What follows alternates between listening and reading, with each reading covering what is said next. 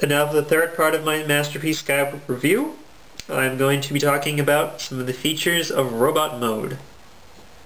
Start off with the less obvious gimmick. You can flip up these chest panels to reveal little missiles. And also, if you look underneath, there's a nice painted red turbine there. It's a pretty nice detail. Goes back down. He has pretty basic articulation. The arms move up 90 degrees at the shoulder. They rotate 360 degrees in a detented joint. Elbow rotates right here. It moves up past 90 degrees, which is pretty nice. He has articulated fingers, one index finger. The rest of the fingers are all one piece, so he can essentially just point at you if you want him to. Yeah, that's right. He knows what you did. You can ball him up, make a fist. Get that classic Decepticon firing pose where you got both arms pointing out. Like this. Also, he's compatible with the Megatron gun that comes with the Masterpiece Convoy toy, although I'm not sure why they didn't just include one with this figure, since they included the tiny Dr. Archiville and the extra missiles, which you don't even use most of the time.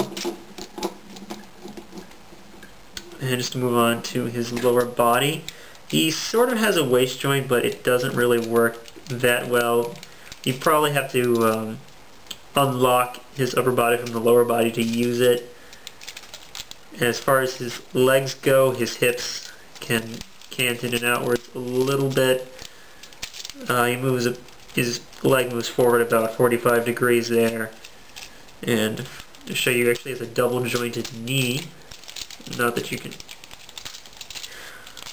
end up using it for much because of how little his hips move. Also, his hips is articulated right here. This is a swivel joint.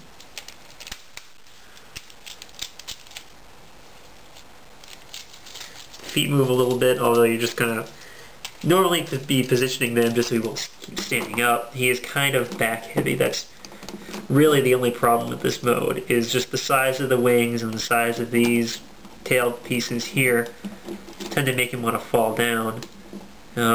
One feature noted in the manual is the stabilizer mode. It's not terribly exciting. You just pull this up, pull up these back panels, and that's the stabilizer mode. Again, not terribly impressive. I think maybe also you put up these wing flaps. Yeah, there it is. I don't know what they're trying to do there. I guess they thought that they needed to bring something else to robot mode. Now, if you want Skywarp to stay up no matter what, you're probably going to want to put him on a stand. So what you do is there's a little hole in here, which just slots into a peg on the back. Just keep that down. And then you just put this slot right here, or put this right here on the slot in the back. And there you go. Skywarp is on his stand. See, he's not really going anywhere right here. And also, if you're brave, you can try to do what I like to do with him, which is just kind of angle this back, his legs back a bit.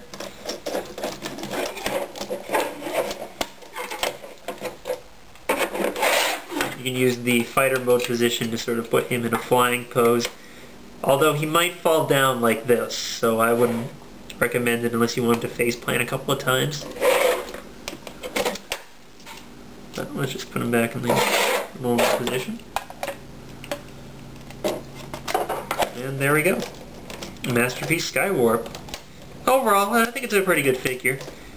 It's starting to go down in price because most people just want to get the Starscream, and even then they just want the American release Starscream with the better paint job.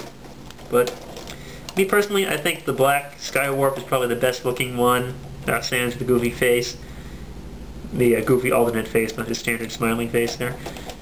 And, well, I think it's a pretty good toy. This has been Andrew for CollectionDX, and signing off.